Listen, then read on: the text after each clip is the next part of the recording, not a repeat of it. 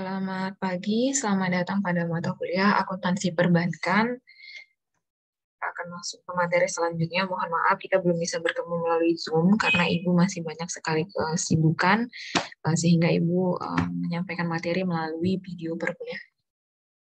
Baik, jadi kita akan masuk kepada materi sumber dana part 3. Nah, ini materinya minggu lalu sudah Ibu bagikan, minggu ini baru Ibu jelaskan. Kita akan masuk ke materi mengenai deposito. Di sini kita bisa lihat apa yang dimaksud dengan deposito. Nah, deposito itu simpanan masyarakat yang penarikannya dapat dilakukan setelah jangka waktu yang telah disetujui berakhir. Nah, umumnya deposito ini memiliki jangka waktu ya, mau berapa bulan begitu biasanya.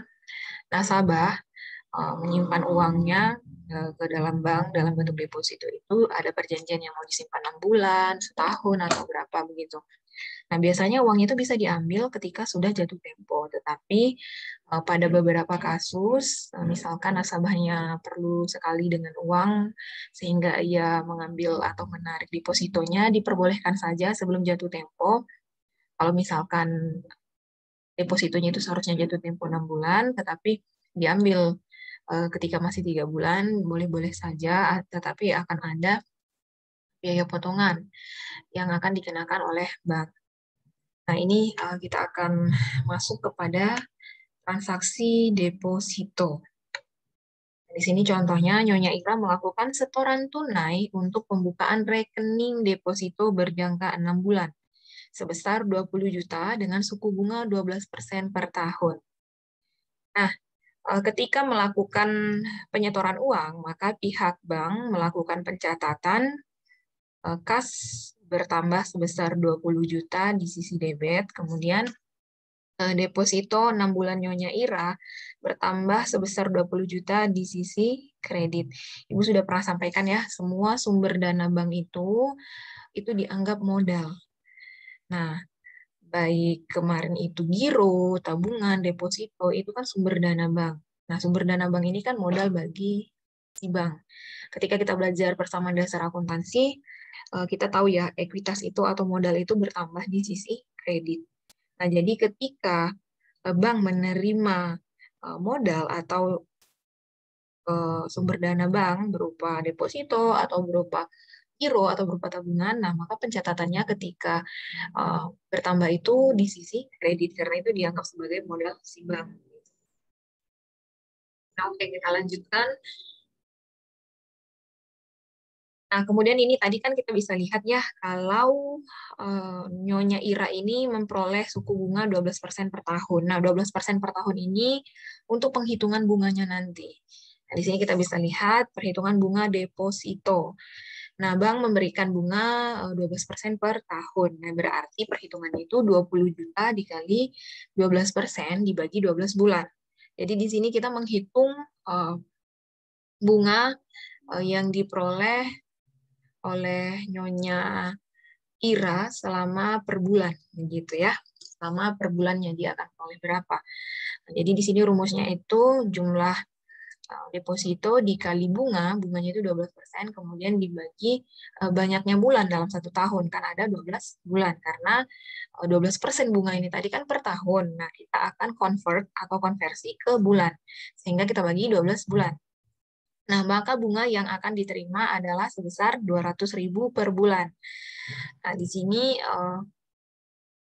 pencatatannya itu biaya bunga deposito biaya bunga deposito sebesar 200.000, kemudian bunga yang masih harus dibayar deposito di sisi kredit 200.000. Nah, kemudian bagaimana pada saat bunga tersebut diambil tunai atau pada saat bunga tersebut dipindahkan ke rekening tabungan? Nah, di sini kita bisa lihat ketika bunganya itu diambil tunai oleh si Nyonya Ira, maka jurnalnya itu bunga yang masih harus dibayar deposito berubah ya posisinya dari yang awalnya di kredit ketika bunganya diambil tunai. Nah, Artinya kan bunganya ini diambil oleh si Nyonya Ira. Artinya bunga yang masih harus dibayar deposito itu berkurang sebesar 200.000 di sisi debit. Nah, kemudian kas berkurang sebesar 200.000. Kenapa kas? Karena diambil tunai. Nah, jadi dari jurnal yang ada di atas ini tadi, posisi bunga yang masih harus dibayar deposito ini, kalau ketika masih pencatatan, dia itu di sisi kredit ya, bertambah bunga yang masih harus dibayar deposito itu di sisi kredit. Ketika pembayaran tunai, bunga yang masih harus dibayar deposito itu berkurang di sisi debit, kemudian kas. Nah, kalau misalkan bunganya itu dipindahkan ke rekening tabungan, misalkan Nyonya Ira nggak mau ngambil kas nih, nggak mau ngambil tunai. Nah, bagaimana pencatatannya? Maka pencatatannya itu mempengaruhi yang pertama tetap ya, bunga yang masih harus dibayar deposito itu berkurang sebesar 200.000 di sisi debit. Kemudian tabungan Nyonya Ira bertambah 200.000 di sisi kredit. Nah, jadi muncul akun baru tabungan Nyonya Ira karena bunganya ini Nyonya Ira minta pindahkan saja ke rekening tabungan sehingga tabungannya bertambah di sisi kredit 200.000 untuk setiap bulannya. Jadi di sini berarti Nyonya Ira ini memang nasabah yang ini ya, nasabah yang punya tabungan dan deposito begitu di dalam bank ini. Oke, kita lanjut ke selanjutnya. Nah, ini untuk pencairan deposito yang belum jatuh tempo atau belum jatuh waktu. Seperti yang tadi saya sudah sampaikan bahwa deposito itu bisa saja kalau mau ditarik sebelum jatuh tempo. Nah, kalau misalkan seperti itu, bagaimana pencatatannya? Kita bisa lihat di sini contohnya. Nyonya Ira mempunyai deposito sebesar 20 juta. Nah, bunganya 12% per tahun untuk jangka 6 bulan. Ternyata hendak dicairkan setelah jatuh tempo bulan ketiga. Nah, masih bulan ketiga dia mau cairkan. Tetapi pada bulan ketiga itu bunganya 10%. Nah, maka Nyonya Ira akan dikenakan penalti atau biaya tambahan sebesar 100.000. Kita bisa lihat ya jurnal yang diperlukan untuk pencatatan ini. Nah, kita lihat deposito Nyonya Ira berkurang sebesar 20 juta. Nah, bank mencatat deposito Nyonya Ira berkurang sebesar 20 juta karena Nyonya Ira minta dicairkan sehingga depositonya berkurang 20 juta, diambil semua. Nah, kemudian kan ada biaya penalti sebesar 100.000. Nah, biaya penalti sebesar 100.000 itu dianggap sebagai pendapatan operasional lain-lain bagi bank. Jadi masuk ke akun pendapatan operasional lain-lain sebesar 100.000 di sisi kredit. Nah, bertambah ya pendapatannya. Kemudian kasnya berkurang sebesar 19.900.000. Nah, jadi dari uang 20 juta ini tadi, Nyonya Ira hanya menerima tunai atau kas sebesar 19.900.000 karena 100.000 itu penalti karena Nyonya Ira mengambil depositonya sebelum 6 bulan berakhir, masih 3 bulan. Nah, dari mana sih datangnya nilai 100.000 ini? Nah, kita bisa lihat di bawah perhitungan. Nah, itu perhitungannya bunga yang saat itu sedang berlaku, begitu ya, 10% dikali 3/12. 3/12 ini karena di bulan ketiga. Nah, dikali 20 juta, hasilnya 500.000. Kemudian yang 12% ini bunga pada saat awal transaksi deposito ya, 12% dikali 3/12 karena masih 3 bulan dikali 20 juta, itu hasilnya 600.000. Nah, ini selisihnya ini sebesar 100.000. Di sini juga bisa kita lihat ya keterangannya, 10% itu suku bunga saat diambil Nyonya Ira pada waktu 3 bulan, sedangkan 12% pada saat membuka deposito. Nah, jadi di sini Nyonya Ira sedikit mengalami kerugian lah ya, 100.000 kena potongan atau penalti karena mengambil sebelum waktunya. Jadi dari yang 20 juta hanya diperoleh 19.900.000. Tetapi Nyonya Ira sudah memperoleh bunga ya. Tadi bunganya itu setiap bulannya 200.000. Artinya sudah memperoleh bunga selama 3 bulan gitu.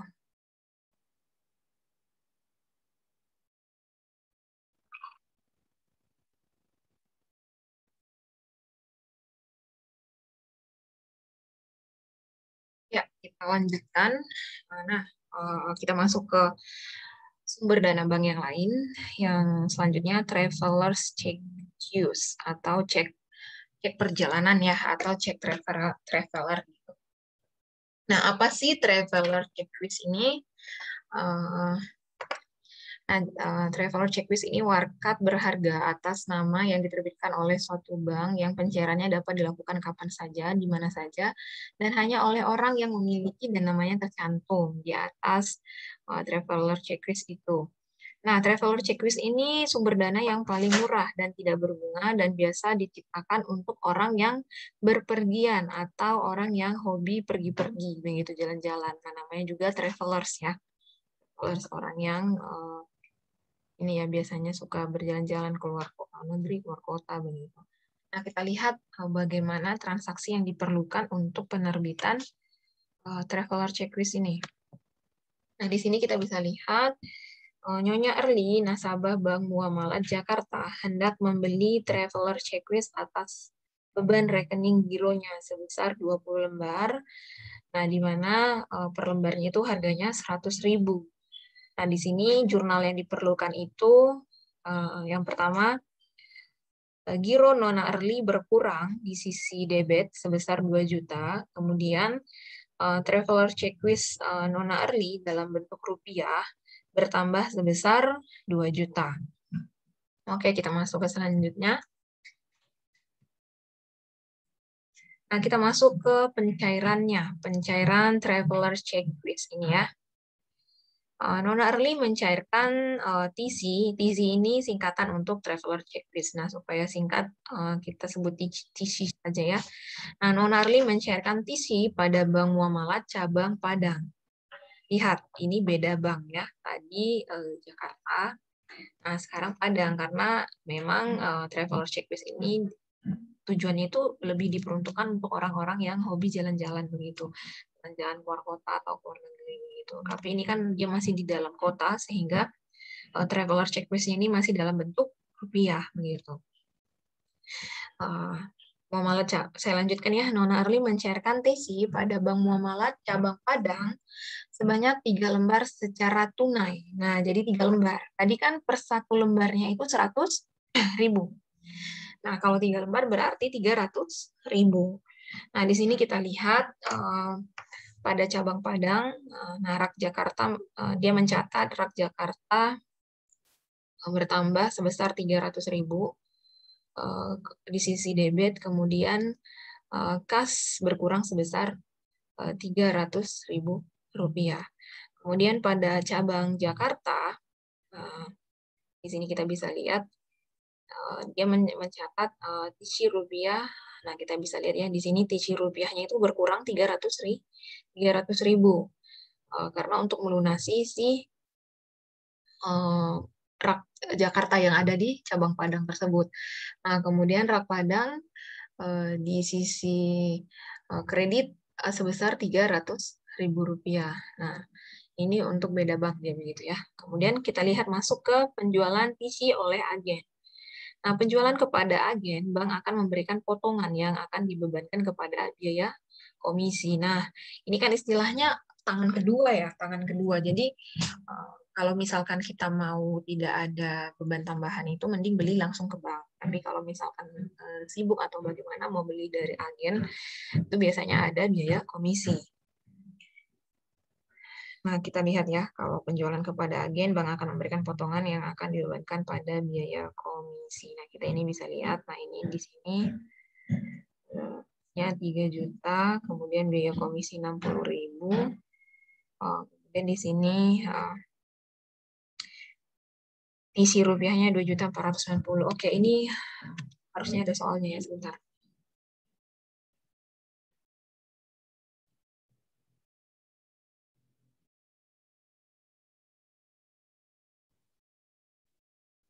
Oke, baik ya, Ibu akan lanjutkan. Nah, di sini misalkan ini contohnya penjualan TC oleh agen ya. Jadi kalau agen itu dia ada biaya komisi begitu ya. Nah, karena kan dia tangan kedua. Nah, di sini contohnya agen menjual TC sebesar 3 juta dan dikenakan biaya komisi sebesar 60.000. Nah, di sini ketika agen menjual, nah di sini kan otomatis kasnya itu bertambah sebesar 3 juta, kemudian biaya komisi, kita bisa lihat ya, kasnya itu bertambah 3 juta, kemudian biaya komisinya itu berkurang 60.000, dan TC rupiahnya itu bertambah sebesar 2.940.000. Nah, ini untuk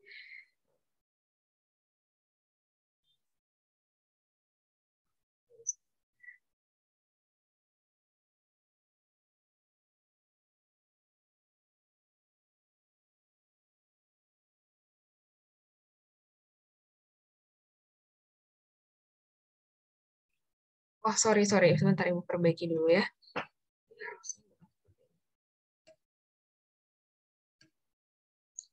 Ini harusnya agen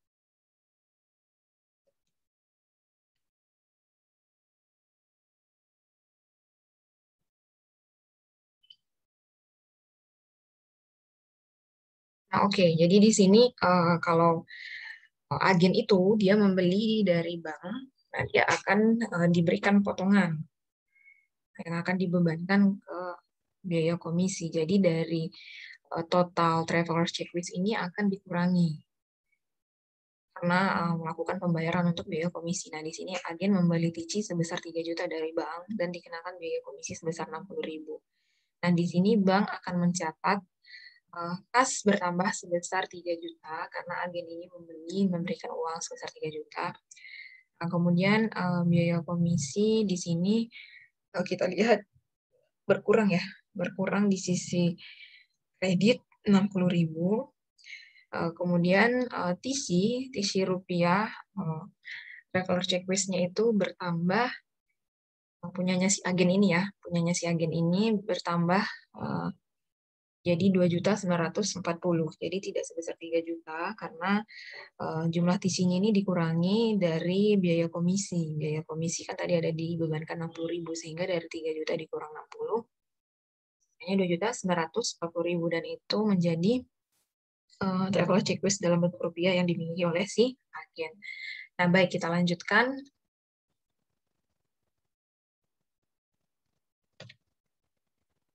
Nah, kemudian selain tabungan, selain deposit, selain giro, tabungan, deposito, traveler checklist. Nah, ini ada yang namanya rekening titipan atau payment point. Itu juga sumber dana. Apa sih itu rekening titipan atau payment point? Nah, dia itu pembayaran dari masyarakat yang ditujukan untuk keuntungan pihak tertentu, seperti rekening listrik PLN, rekening telepon dari Telkom, uang sekolah suatu universitas, pajak, televisi, dan sebagainya. Jadi misalkan kayak adik-adik nih mau membayar uang kuliah ke Undana, nah itu kan bayarnya ke bank dulu toh, ke bank dulu. Nah artinya itu kan adik-adik menitipkan ke bank dulu, nanti bank yang memberikan ke pihak Undana begitu. Begitulah istilahnya, sehingga itu rekening titipan. Nah itu kan uangnya itu kan dianggap sumber dana sebagai bagi bank karena bisa saja ada bunganya nanti gitu. Dan uangnya itu kan bisa diputar oleh bank karena kan ada jangka waktu yang diberikan pembayarannya begitu. Nah contohnya ya, kita lihat di sini kita lihat Bank Bukopin Senen menerima sebundel rekening tagihan listrik PLN bernilai 30 juta untuk tagihan pelanggan periode September 2000 XXX. Nah, kalau rekening titipan payment point ini dia menimbulkan akun rekening administrasi rupiah. Nah, ini kan dia dalam bentuk rupiah. Kalau dalam bentuk dolar ya lain lagi ya. Berarti dia rekening administrasi dolar. Nah, uh, ini nama ini ya istilahnya nama akun rekening administrasi rupiah ini. Nah, di situ ada warkat gitu. Nah, jadi di sini dia hanya satu pencatatan saja, satu pencatatan. Jadi dia tidak ada jurnal begitu, tetapi dia pencatatan Nah, di sini kita bisa lihat. Jadi dia menimbulkan rekening administrasi rupiah, warkat rekening PLN yang diterima sebesar 30 juta. Nah, ini masih kredit, begitu ya. Nah, kemudian kita lihat. Nah, ini penjelasan rekening titipan payment point, adik-adik bisa baca ya. Penerimaan warkat dari pemilik rekening lazimnya dilakukan sekaligus dalam periode tertentu, bulanan atau 6 bulanan, dan lainnya. Pada saat menerima warkat pembayaran titipan ini, belum ada kewajiban atau hak yang timbul. Nah, kewajiban baru timbul setelah adanya penerimaan pembayaran. Jadi setelah ada penerimaan pembayaran dari nasabah. Dengan demikian, karena kewajiban yang akan timbul akan bergantung dari ada tidak adanya pembayaran dari nasabah, maka penerimaan warkat-warkat ini harus dicatat oleh bank dalam suatu rekening kontingensi. Nah, ini kita pelajari sudah dulu ya, rekening kontingensi ini. Oh, di semester depan ya, akuntansi keuangan menengah 2, yang dikenal dengan rekening administratif. Nah, selama rekening administratif ini masih outstanding, maka masih ada warkat pembayaran titipan yang belum diterima pembayaran oleh bank. Dan perkataan lain, melalui pencatatan dalam rekening administratif ini merupakan sarana kontrol bagi besarnya pembayaran yang telah diterima oleh bank yang berasal dari pelunasan warkat tersebut. Nah, kontrol terhadap penerimaan pembayaran rekening titipan ini dapat dilakukan setiap hari, mingguan, atau bulanan. Nah, yang jelas untuk meningkatkan internal kontrol dalam bank. Nah, sebaiknya dilakukan ya. Oke, kita masuk. Nah, tibalah kita masuk ke dalam pembayaran. Nah, pada akhir hari jumlah pembayaran pelanggan PLN yang diterima. Nah, ini kan perharian tadi kan ya, lebih bagusnya katanya. Akhir hari jumlah pembayaran pelanggan PLN yang diterima mencapai jumlah 5 juta diterima secara tunai. Nah, tadi kan kita lihat 30 juta. 30 juta kan kita belum menerima. Ketika kita belum menerima itu dia rekening administrasi rupiah, warkat rekening PLN yang diterima itu dia masih dalam posisi kredit. Nah, kemudian ketika kita sudah menerima, maka rekening administrasi rupiah yang warkat rekening PLN yang diterima ini sebesar 5 juta dia menjadi debit. Nah, kemudian bagaimana dengan jurnalnya? Nah, jurnalnya otomatis kas bertambah di sisi debit sebesar 5 juta. Nah, kemudian giro rekening PLN ini bertambah 5 juta. Nah, ini yang akan nanti dibayarkan oleh bank, nantinya akan dicairkan. Jadi dia dianggap sebagai giro rekening PLN bertambah 5 juta. Nah, oke. Kemudian kita masuk ke dana setoran naik haji. Nah, jadi dana setoran naik haji ini juga adik-adik, ini termasuk sumber dana bagi bank. Kenapa? Ya, karena itu kan ada kerjasama ya, pasti ada fee yang didapatkan oleh bank dengan pihak yang melaksanakan pemberangkatan naik haji begitu, dan bisa saja kan uang yang ada di dalam ini tidak langsung dicairkan, nah bank bisa putar uang ini begitu. Nah, di sini kita lihat Nona Erli menyetorkan dana ongkos haji sebesar 15 juta tunai di Bank Muamalat. Setoran tersebut ditujukan untuk keuntungan rekening giro CP Padang Arafah sebagai pengelola haji. Ini bagaimana pencatatannya? Sama seperti pencatatan-pencatatan sumber dana yang lain, ketika bank menerima uang tunai, nah maka kasnya bertambah 15 juta. Kemudian dana setoran naik haji bertambah di sisi kredit sebesar 15 juta.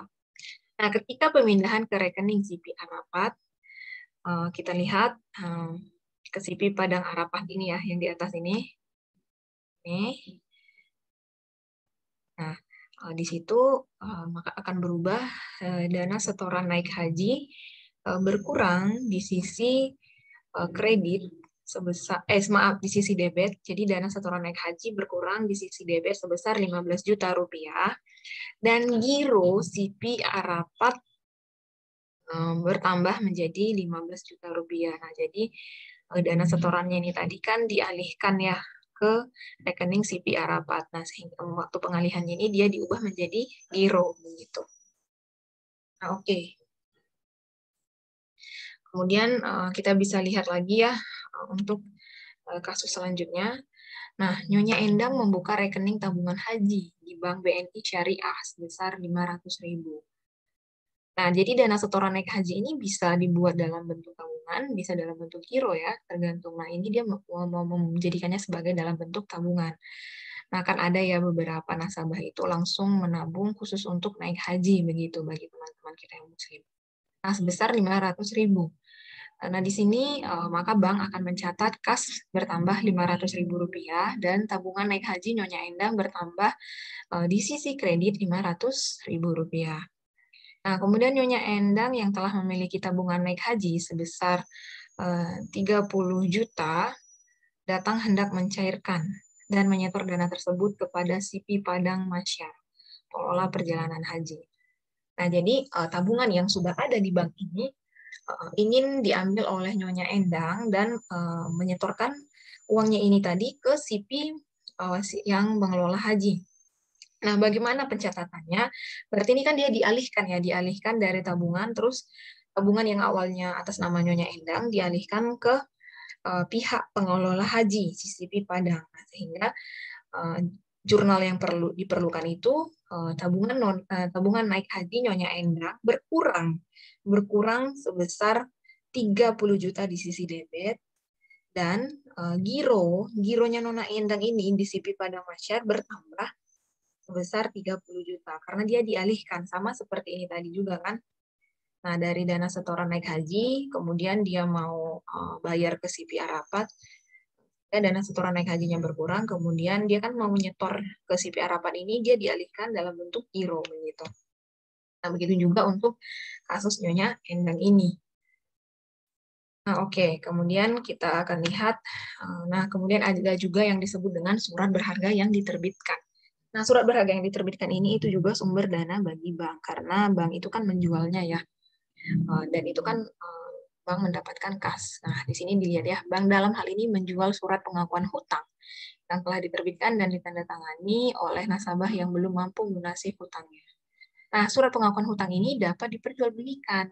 Penjualan surat berharga ini dikenal dengan istilah surat berharga pasar uang. Nah, jadi diperjualbelikan sehingga menjadi pemasukan bagi bank dan sumber dana bagi bank. Nah, oke, kita masuk lagi ke selanjutnya, pinjaman yang diterima. Nah, jadi sumber dana bank itu bisa juga dari pinjaman, dia meminjam uang begitu, misalkan. Jadi bukan hanya perusahaan saja ya, bukan hanya akuntansi perusahaan saja yang modal dananya itu atau modal perusahaannya itu bisa diambil dari pinjaman. Bank juga bisa meminjam dari mana saja, apakah mau minjam dari sesama bank atau dari bank lain atau dari mana saja. Nah, ini kita bisa lihat ya. Pinjaman dari bank lain. Bank Gunadarma memutuskan untuk meminjam dana dari Bank DKI sebesar 3 miliar dengan jangka waktu 5 tahun. Nah, suku bunga yang dikenakan oleh Bank DKI adalah 15% per tahun. Dan dana yang diterima oleh Bank Gunadarma akan disimpan dalam bentuk giro pada Bank DKI. Nah, bagaimana penjurnalannya? Nah, di sini kita jurnalkan bank lain, garing giro Bank DKI, itu ini ya berkurang di sisi debit sebesar 3 miliar. Kemudian pinjaman yang diterima deposito 5 tahun bertambah di sisi kredit sebesar 3 miliar. Nah, kenapa kok bank lain, giro Bank DKI ini dia di sisi debit? Nah, karena ini kan nanti menjadi kewajiban atau utangnya si Bank Gunadarma ini ya. Jadi dia bank lain gironya ini dia berkurang di sisi debit. Nah, tetapi dia menerima pinjaman deposito selama 5 tahun sebesar 3 miliar. Nah, kemudian bagaimana dengan pembayaran bunganya? Kan kita lihat ada bunga 15% per tahun. Pembayaran bunga pinjaman akan dikurangi langsung. Nah, jadi dikurangi langsung dari giro Bank Gunadarma di Bank DKI senilai bunga yang harus dibayar oleh pihak Bank Gunadarma tahun kemudian. Nah, ini bisa lihat ya, biaya bunganya 450.000. Nah, ini 450.000 itu dari mana? Kita bisa lihat.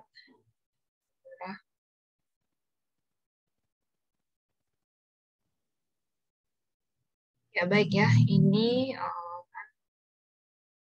pinjamannya itu 3 miliar. Kemudian 15% per tahun. bunga pinjamannya. Nah, jadi bagaimana pencatatannya? Nah, ini harusnya 450 juta ya.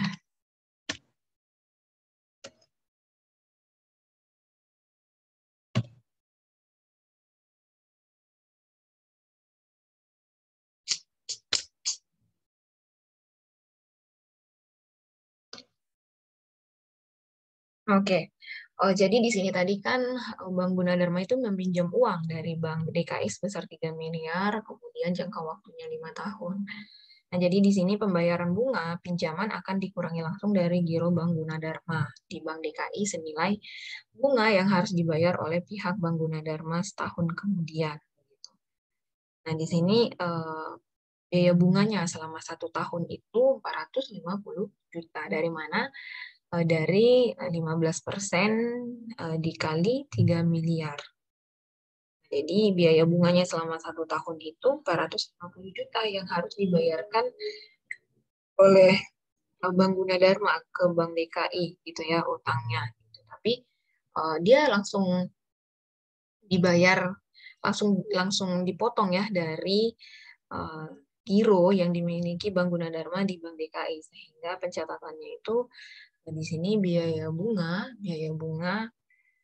kita lihat biaya bunga di sini bertambah dan sebesar 450 juta. Kemudian di sini pinjaman yang diterima deposito ya. Pinjaman YDD itu yang diterima deposito. Nah, kemudian bank lain, Giro Bank DKI, di sini kita lihat bertambah sebesar 450 juta karena Bank Gunadarma ini yang akan nantinya membayar ke Bank DKI ini dalam bentuk giro begitu. Dan gironya Bank DKI bertambah 450 juta. Nah, kemudian kita lanjutkan ke pinjaman yang diterima selanjutnya. Nah, kalau ini tadi kan pinjaman dari bank lain. Kemudian ada yang namanya two-step loan. Nah, apa itu two-step loan atau TSL? Nah, itu pinjaman yang diterima dari suatu lembaga di luar negeri yang disalurkan melalui pemerintah sebelum diterima oleh bank pelaksana. Jadi ini pinjaman dari luar negeri. Makanya pinjaman Indonesia itu kan banyak juga dari luar negeri. Oh, itu nanti pemerintah yang menyalurkan ke bank. Nah, contohnya Bank Gunadarma mendapat pinjaman melalui pemerintah Republik Indonesia dari Bank of Japan. Nah, ini berarti dari negara Jepang. Besar 12 miliar. Nah, bagaimana pencatatannya? Nah, di sini pencatatannya Bank Indonesia gironya itu kita lihat ini berkurang 12 miliar, kemudian pinjaman yang diterima dalam bentuk two-step loan atau TSL, nah itu bertambah sebesar 12 juta, sebesar 12 miliar ya.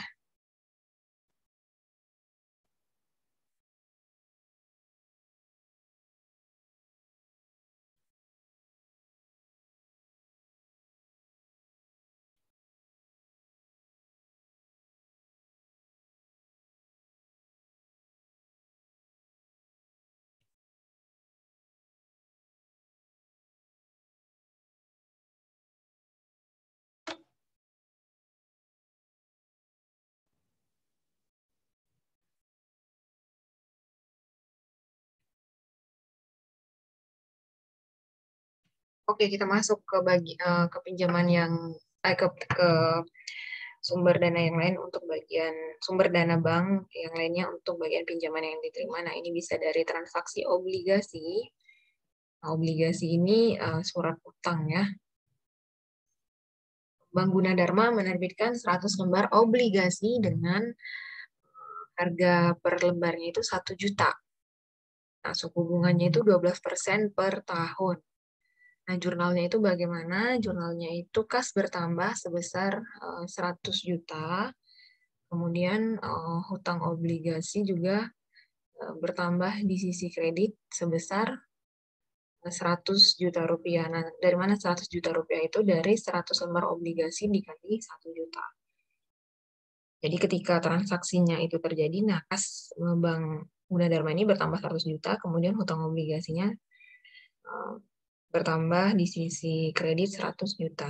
Nah, setiap tanggal jatuh bunga tiap bulan, Bank Gunadarma harus menyisihkan bunga sebesar 1% atau 1 juta dan ditempatkan pada rekening titipan sampai pemegang obligasi menjual kembali kepada bank.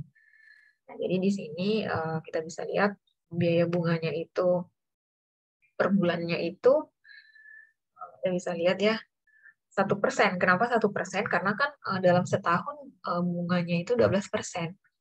Dalam 1 tahun itu kan ada 12 bulan, sehingga per bulan itu 1%. Nah, 1% dari 100 juta, 1% dari 100 juta itu 1 juta. Jadi ada bunga 1 juta yang harus setiap bulannya disisihkan oleh Bank Gunadarma. Nah, di situ jurnalnya itu biaya bunga obligasi bertambah sebesar 1 juta, kemudian hutang bunga obligasi bertambah sebesar 1 juta. Nah, oke, kita masuk ke bagian yang terakhir. Nah, bila Tuan Denis pemegang obligasi yang juga nasabah Bank Gunadarma Pusat hendak, ini masih lanjutan yang tadi ya, masih lanjutan yang transaksi obligasi. Nah, bila Tuan Denis pemegang obligasi yang juga nasabah Gunadarma Pusat hendak mencairkan 10 lembar obligasinya setelah melewati tanggal jatuh bunga, maka jurnalnya adalah, nah, kita lihat kan kalau 10 lembar obligasi itu dikali 1 juta tadi ya, dikali 1 juta berarti 10 juta. Nah, di sini Tuan Denis si pemegang obligasi, dia itu ingin mencairkan hendak mencairkan 10 lembar obligasinya itu, tapi dia udah lewat tanggal jatuh bunga. Nah, sehingga di situ muncul utang bunga obligasi berkurang sebesar 1 juta. Kemudian hutang obligasi berkurang sebesar 10 juta. Kemudian karena Tuan Denis ini tadi ingin mencairkan obligasinya, sehingga itu akan menambah giro si Tuan Denis sebesar 11 juta. Nah, kemudian kita masuk yang terakhir, pinjaman untuk pembayaran bersama. Nah, di sini contohnya Bank Gunadarma ingin membiayai seluruh proyek sebesar 300 miliar. Untuk memenuhi kebutuhan dana ini telah tersedia 2 bank lain, yaitu Bank BNI dan Bank BCA dengan masing-masing sumbangan modal 100 miliar. Nah, di sini kita bisa lihat ya, dia ingin membiayai seluruh proyek sebesar 300 M. Nah, jadi dia di sini patungan gitu. Jadi dia saling pinjaman, pembiayaan bersama begitu. Jadi Bank BCA bayar 100 miliar, Bank BNI bayar 100 miliar, dan Bank Gunadarma juga menyediakan uang 100 miliar. Nah, oke, baik adik-adik, sampai di sini materi kita hari ini. Silahkan dipelajari kembali. Kemudian ada tugas yang Ibu berikan di e-learning, tolong dikerjakan besok dikumpul paling akhir jam 8 pagi. Bagi mahasiswa yang lewat mengumpulkan dari jam 8 pagi, sistem otomatis tutup sehingga tugas Anda tidak bisa diupload. Dan pastikan ukuran file PDF-nya tidak lebih dari 10 MB. Sampai bertemu minggu depan. Selamat siang, dan saya ingatkan minggu depan kita UTS. Ya.